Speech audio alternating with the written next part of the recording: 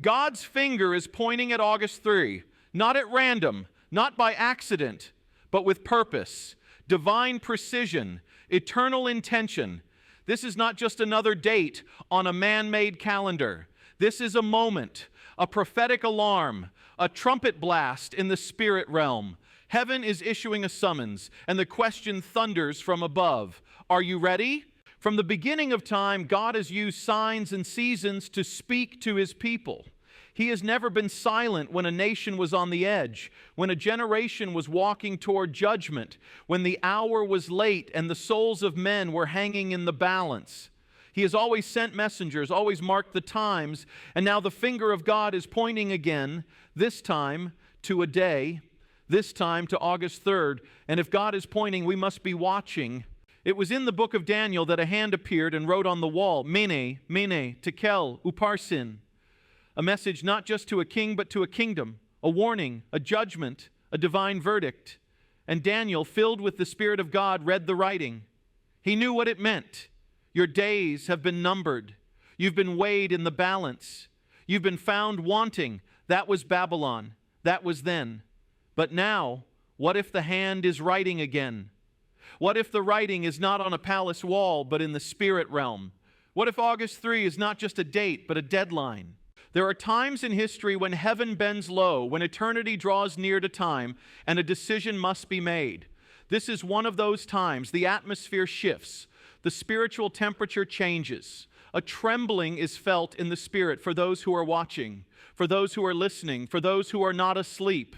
And what you feel now is not fear, it is urgency, a holy stirring, a divine shaking, because God is pointing, and when He points, He reveals.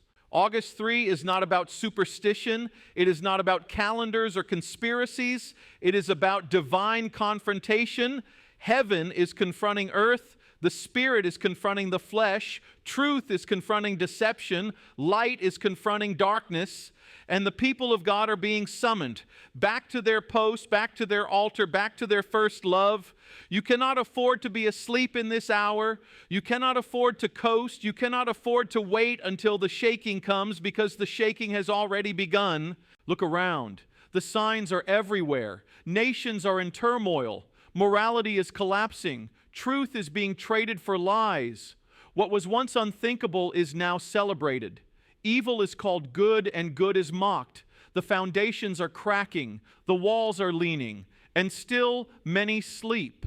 Still many scroll. Still many ignore the whispers of the Spirit. But God does not whisper anymore. He roars. He is thundering in this hour. Return to me. And the echo of that roar is found in the divine finger pointing at August 3rd. Why this date? Why now? Because there are moments that become markers, moments that divide what was from what will be, moments that change the course of destinies. August 3 is one such moment. It may not make the news, the world may not notice, but the heavens do. The realm of the Spirit does. Angels are being dispatched. Assignments are being rearranged. Portals are being opened. Doors are being shut. There is a repositioning in the unseen realm, and those who are awake will walk into it. Those who are asleep will miss it. This is not the time to be distracted. This is not the time to be entertained by the very thing God is judging. This is not the time to flirt with compromise or play with sin or dance with darkness. The days of casual Christianity are over. The hour is too late. The cost is too high. The battle is too real. You were not born for safety. You were born for such a time as this.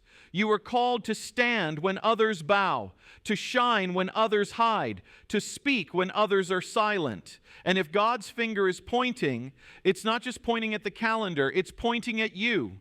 Yes, you, the remnant, the chosen, the blood-bought, the redeemed. You who have felt the stirring in the midnight hour. You who have wept without knowing why. You who have felt the pull to pray, to fast, to repent, to return.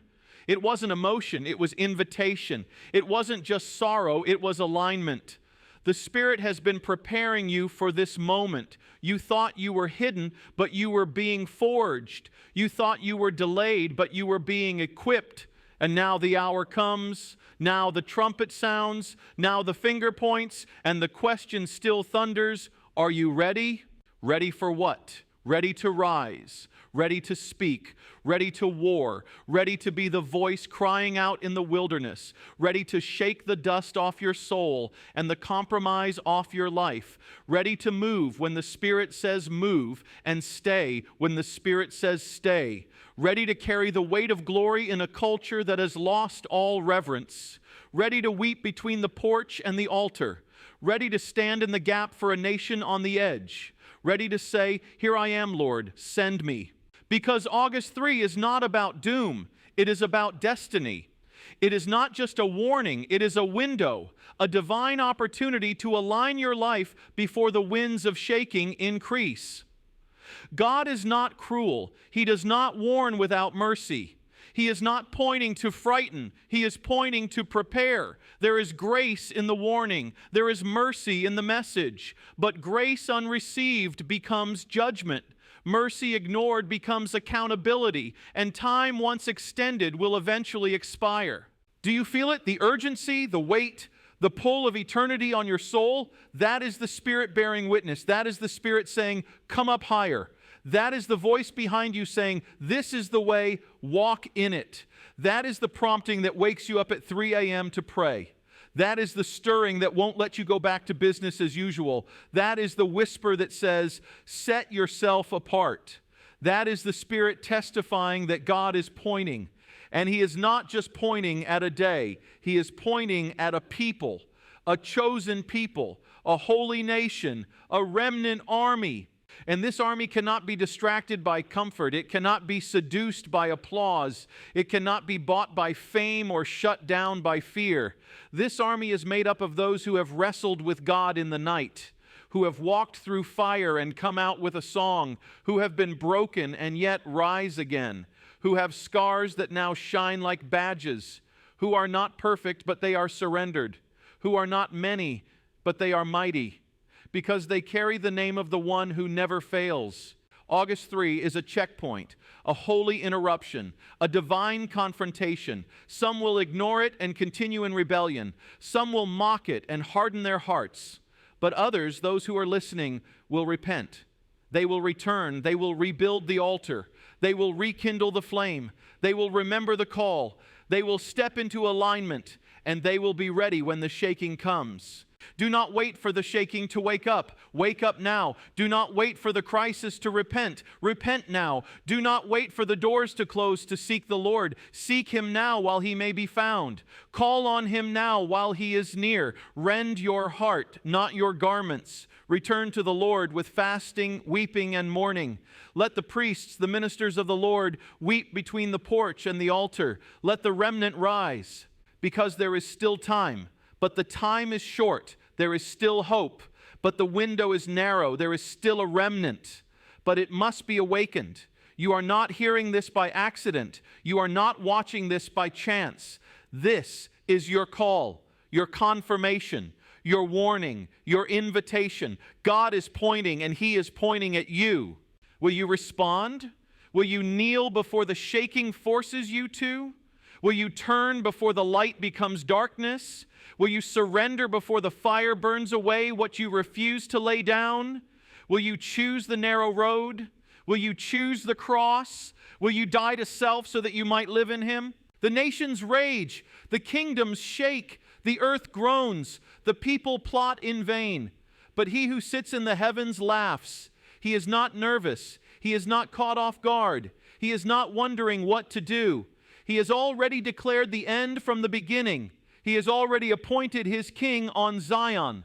He has already written the final word. And now His finger points again, not to condemn, but to call. Will you answer? The hour is late. The call is clear. The window is now. August 3rd is coming. Heaven is watching. The finger is pointing. Are you ready?